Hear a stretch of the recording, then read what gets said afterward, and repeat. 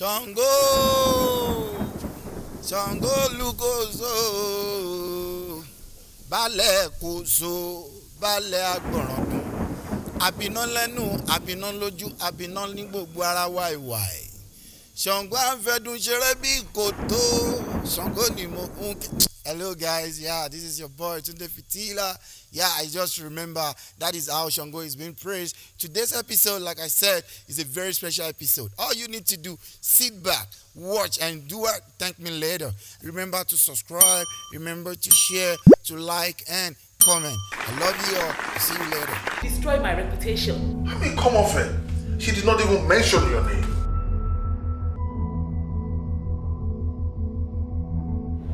I'm gonna make her work big time. Existence. In life, we must then learn to see the true light.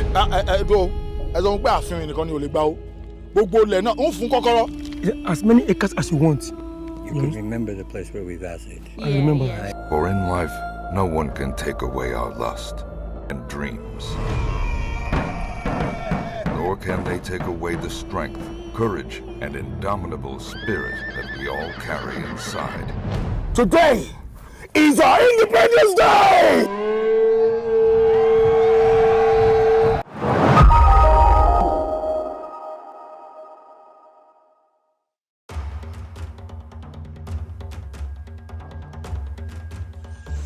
My name is. Hold on. Then for you, that's all. Orúkọ mi ni Ọ̀gbẹ́ni Wale Adebayo. I'm an actor, director, filmmaker. Basically, I do everything entertainment, apart from sing music. I think I might not be able to sing to save my life, but I've not tried it out yet. It's possible, but I've not tested myself.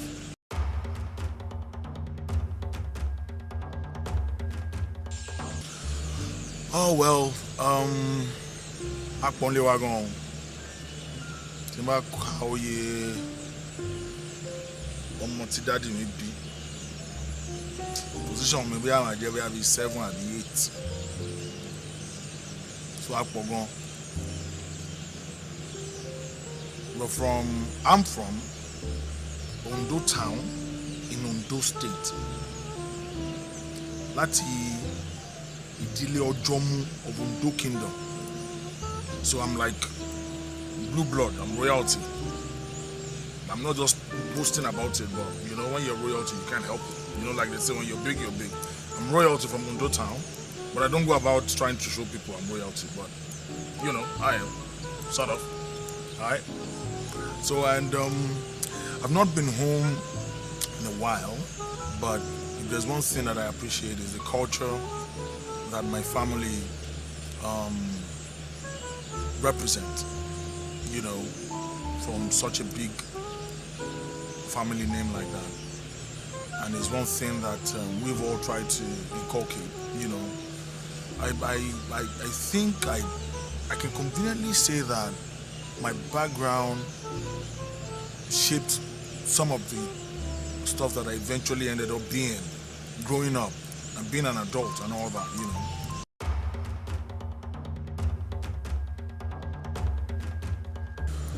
Oh, was there a time I was never acting? I think I've been acting since I was in my mother's womb. That's a cliche though, but seriously.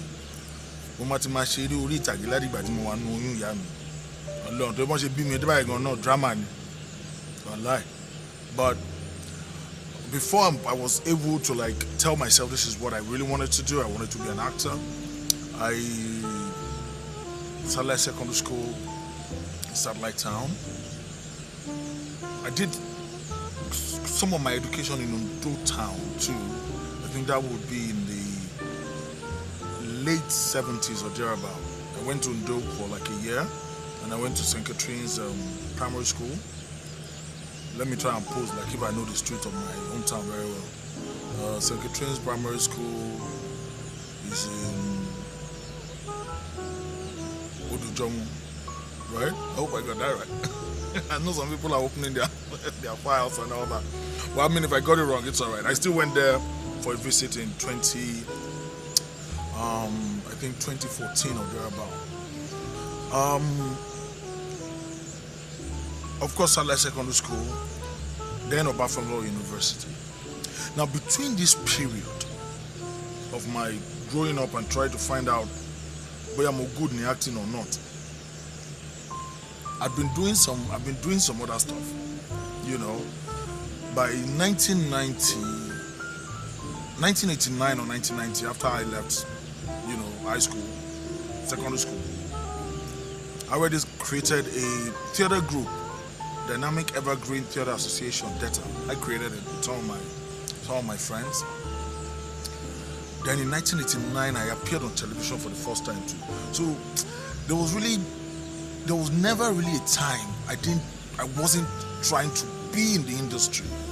I think the times I might not be able to remember is probably between the period of my 5 to like 15 years, when I was just a prattling boy, trying to be in the choir in church, never really getting myself in it, trying to be a mass server, and never really trying to get involved in it. But I don't think there was ever a period I didn't want to be an actor, or I didn't want to be in the industry. And by the time I was already 15, 16, 17, I was already there. I'd already done some stuff. I mean, I'd already appeared on television, even minorly, you know, before the first major one I did on NTA Channel 10, play on role and all that, you know. So, we could see time between Omodumarun at 15 years, me, Timale Sokbe, industry, more interested in the industry. But those years before my acting started, they were not eventful years, so I won't even bother saying whether I remember or not, but I was a very stubborn child, if that one will help.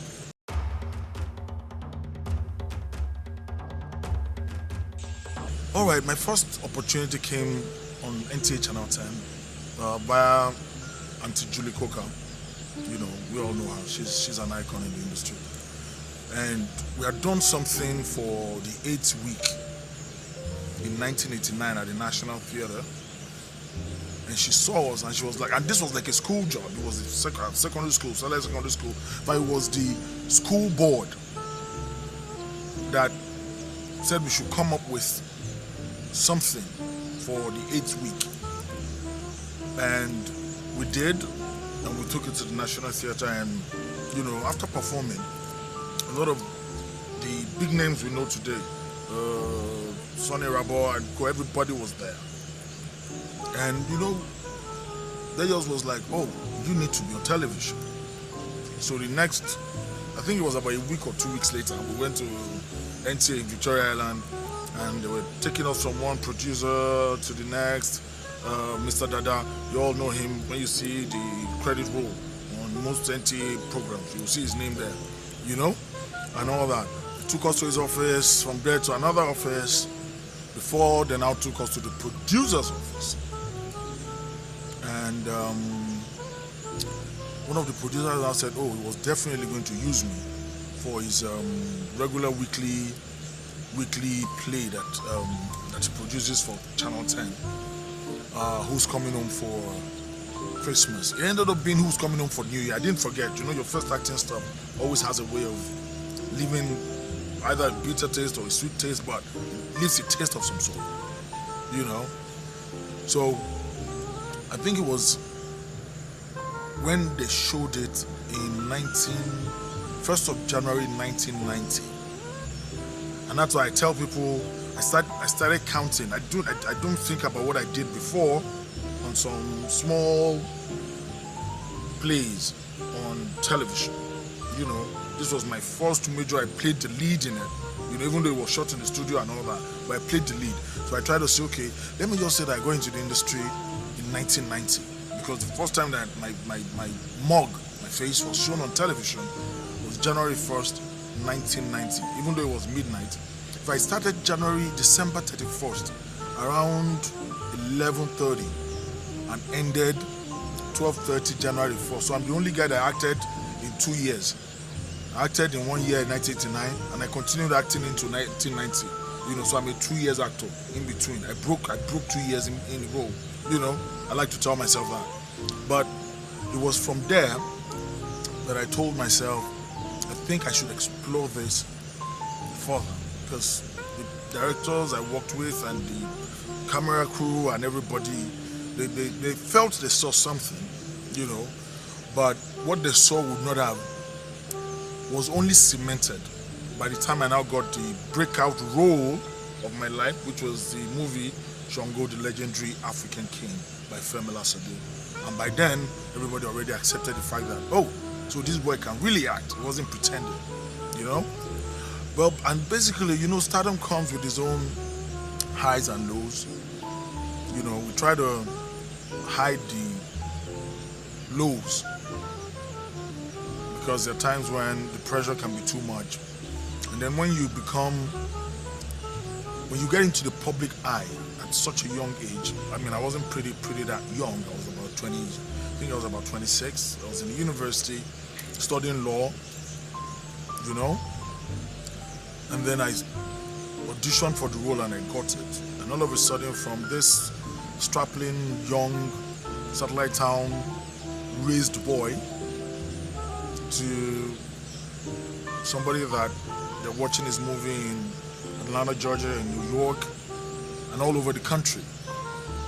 You know, it brings you, there's this certain feeling of, you know, you kind of be like, is this you? Especially when you check my background. I didn't come from a rich home. We got to struggle. I mean, we struggled growing up, you know? So when you feel, all of a sudden, everybody wants to be your friend. Everybody wants to hang out with you. Everybody wants to call your name, you know? He has a way of just diffusing a whole lot of stuff, which he did for me, you know? But my mom, God rest her soul, raised a very strong man right here. And there was one thing she never allowed, even when the celebrity status came, was for it to get to my head. So I was still my local satellite town homeboy. I still go home, hang out with my friends where we normally hang out. I didn't have that, you know, chip on my shoulders to show them that, oh, I don't need to talk to you guys. You know, I mean, not that I have a quarrel with actors or celebrities that go out of their way to do that. Each one for his own, you know, we all can have the same mindsets to approach, you know, in the way we approach stuff. By the end of the day, you know, when I started trying to like get other roles, and it was so difficult. He took Norbert Young, Bro Shaki, you guys know him, you know. He came visiting one day, and we're hanging out, and he just said, your issue is, you started off from the top. So at the end of the day, there was nothing to compete with. Not like some people that go from here and then they walk their way into the middle and then they walk their way and then before they now come to the top. He said, but you just started from there, boom. So there was nothing you could compete against, except you want to compete with yourself, with how the industry is, you know? And when he told me that, it just dawned on me that, well, you know, and Shaki is a very, very brilliant person. If you all know him, you know, he's one of those few people I don't even bother to speak English beside. Else you will damn yourself, you know? So when someone like a Norbert Young takes you to task regarding something like that, you are forced to tell yourself a bitter truth that it's not because you're not a good actor, it's not because you don't know your craft, but it's more like most of the people within the industry that period would not know what to do with you. And I think that was what happened for a very, very long time before I decided I was going to, like, you know what, let me start doing my own thing, let me start doing my own stuff, and then before you know it, I had to relocate.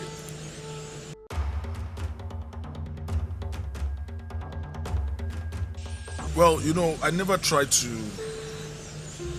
I mean, the story is fresh in itself every time I try to speak it, you know. It was 1997, 96, I think 96 or 97, you know, studying law in Ife, and I just went to the Department of Dramatic Arts,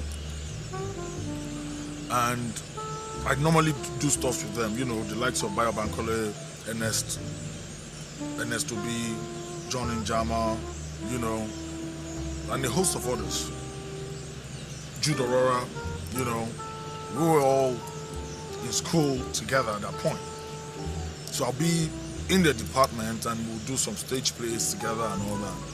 So it was one of those days that the Western, because when they were doing the audition for Sango, the executive producer, Mr. Femi Lasade, told them to go round the whole of West Nigeria and look for his Sango for him.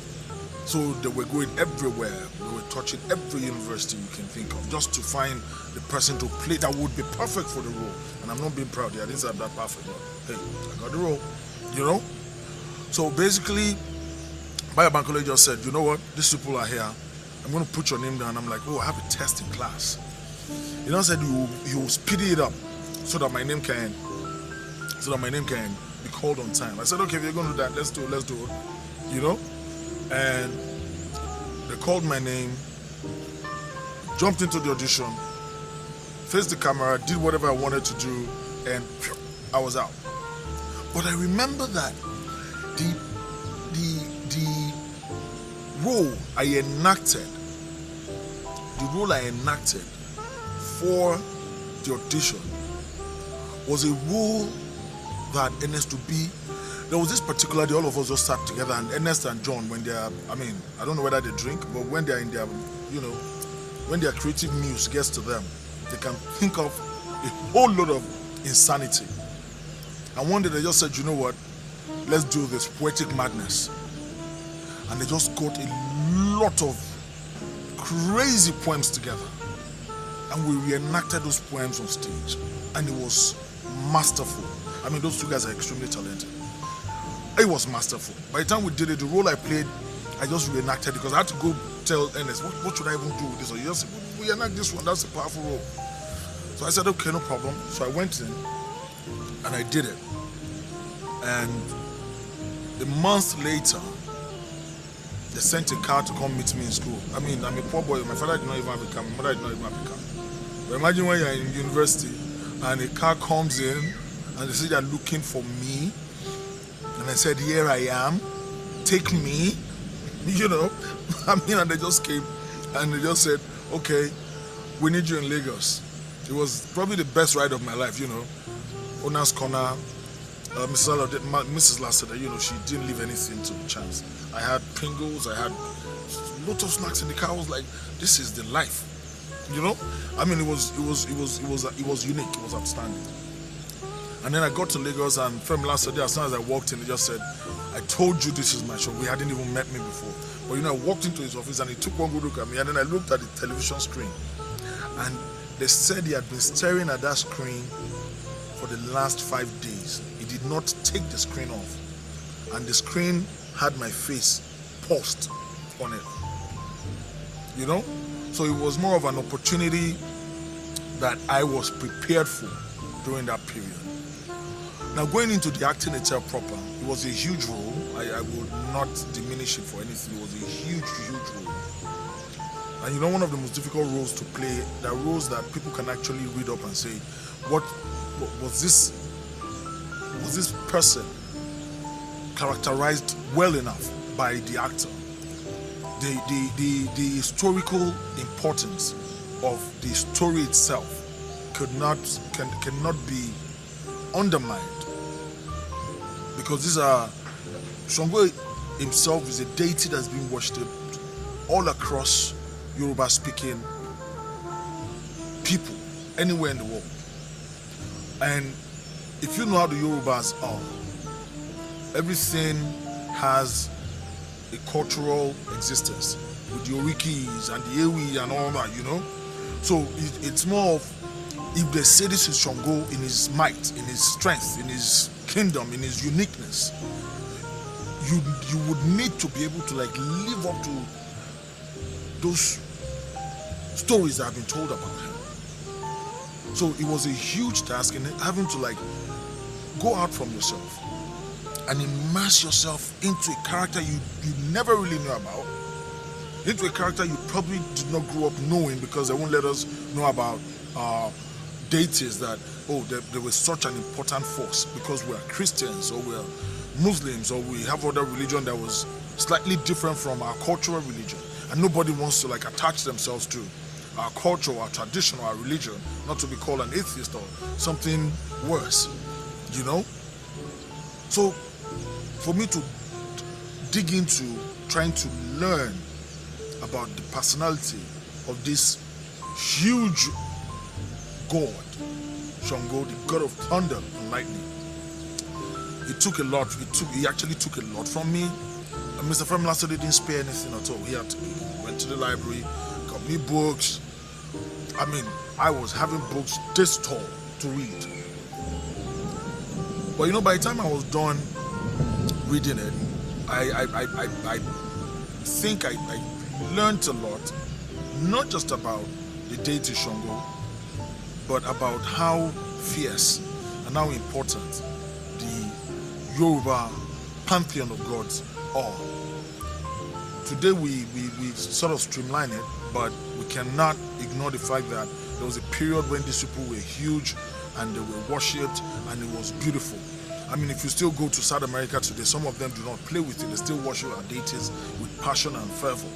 You know, today all of us claim something else. But, you know, we're still fighting to bring our culture back. So after I was done reading those books and testing myself, looking in the mirror, speaking back to myself, recording my voice, you know, I just told myself, okay, I think I'm ready for this. And then Mr. Femla said, okay, let's do what? Let's do a screen test. So we built a mini studio in his studio and we did our first trial show. And he used it for advert on television and people saw it and they were like, wow. And that was when he knew, yes, we are ready. Before we went on set, and you know, like they say, the rest is history. It's still one of the most watched movies coming out of Nigeria. Sango, the legendary African king.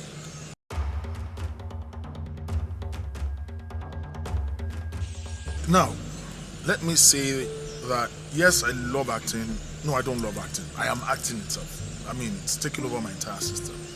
But if I was not an actor, or if the option to be an actor is totally out of it, then I would quietly face the profession that I went to school to study and graduate from, and that is law. I am a graduate of law from one of the most prestigious, if not the most prestigious university in Nigeria, Oba Awon University. That's Obafemi Awolowo University, Ile-Ife, Osun State, Southwest Nigeria. And because I was even in my third or fourth year when Sango came calling, it was a huge. I've always wanted to be two things in my life: an actor and a lawyer. A lawyer because I just believe that I can defend everybody. I still have that idea, but I know it's almost impossible. I still believe that I can save the world, even though I know it's a lie. Nobody can save anybody. But these days now we can save the world one day at a time, you know, one person at a time. But then it was more like, I can't be the luckiest person on earth. I'm about to be given a role that will blow my mind while studying the course that I've always wanted to study. Do you understand? I mean, things couldn't be better.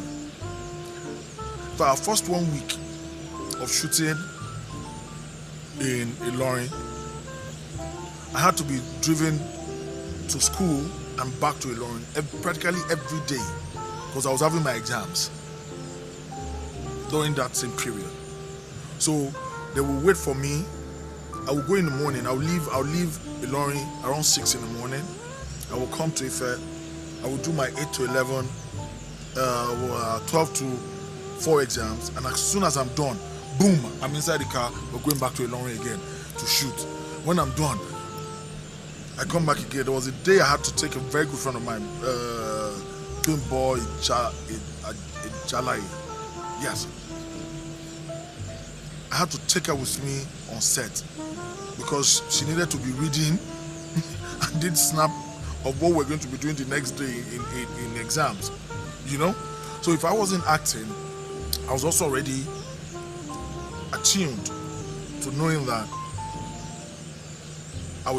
if I'm not an actor, I would be a lawyer. But I ended up merging the two together.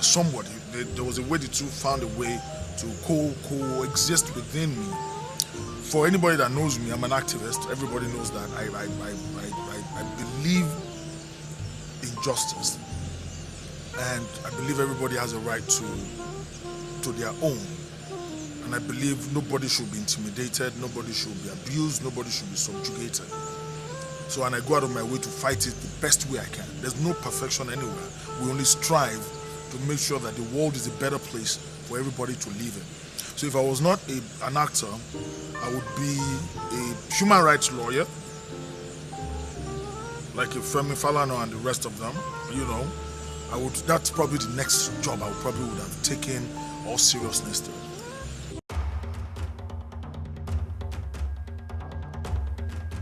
Well, right now I've got my hands in a lot of pie. I'm an MC, I anchor events, and I think I do it pretty good, you know. I think, I'm not saying I do, but I mean, people are still hiring me and paying me good money just for me to come and speak. So I do MC, and then I organize events.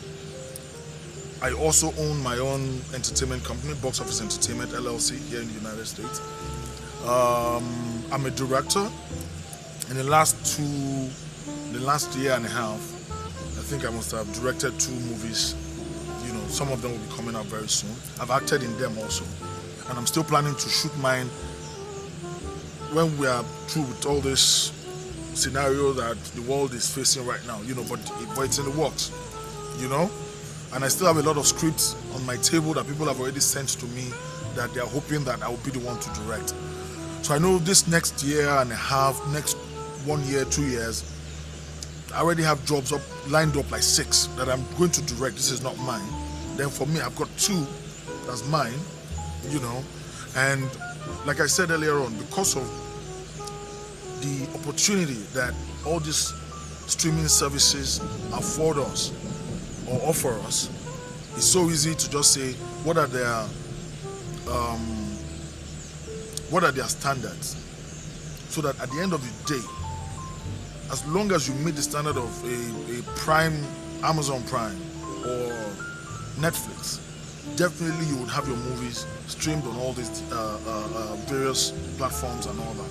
And that is what everybody's aiming towards now. So right now I direct, I proofread scripts, I anchor events, and basically I'm an all-round, like I said, I'm an all-round entertainment person, even though I cannot sing to save myself, but I've not really tried. Like I said before, I will try one day. I mean, people have been known to be actors and then go and sing, and then when they see they cannot sing, they come back to acting. So it might still happen.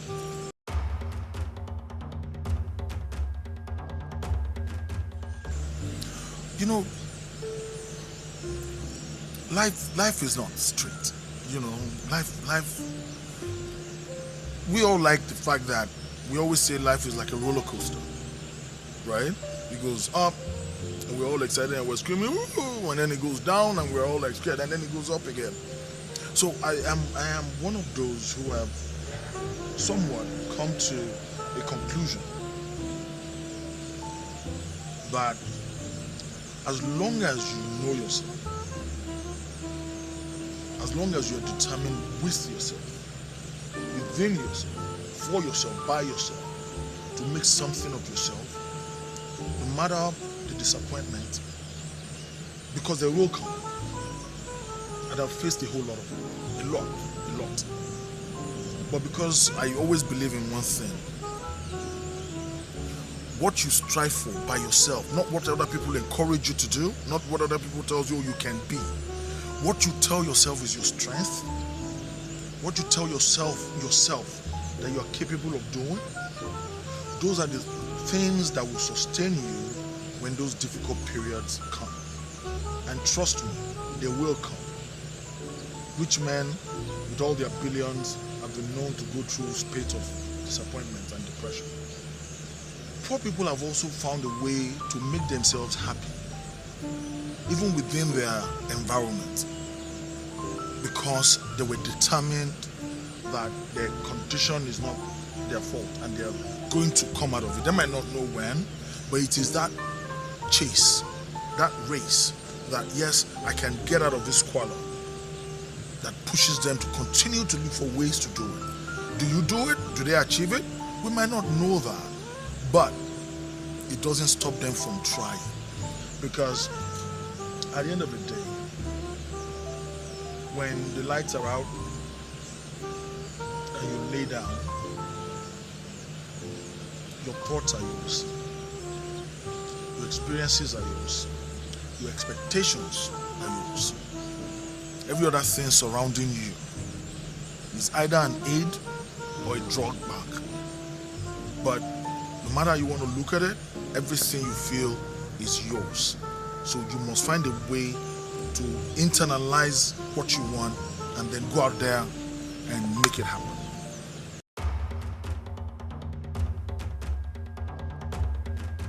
I'm naturally a happy person. My happiest moment, I love when I see my kids. I just love when I see children all around me, you know.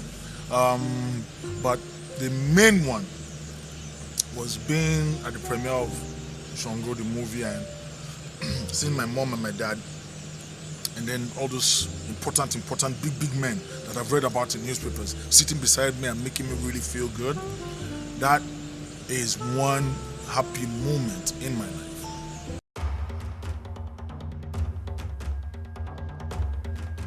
Well, like I said before, you're the sum of your own strengths and your own weakness, right? There is no hard way, there is no easy way. There's only your way. And you can make life difficult for yourself or you can make it easy. But the most important thing is that life was not created to be fair to you. You should just be happy that yes, you have life. So that within that life that is yours, you can then use it to create the kind of life you want to live, to create the kind of person you want to be. All this is with you, for you, and how you want to do it. All right, a big shout out to Royal Link TV, the producers of Ojulumo The Notables. Don't flip that dial. I'm gonna be on it. Yeah, all right, people. Thanks for watching. I want to believe you enjoyed today's episode. As usual, next week Sunday we'll be coming up with another episode of Ojulumo The Notables. I love you all, and till next week, bye for now.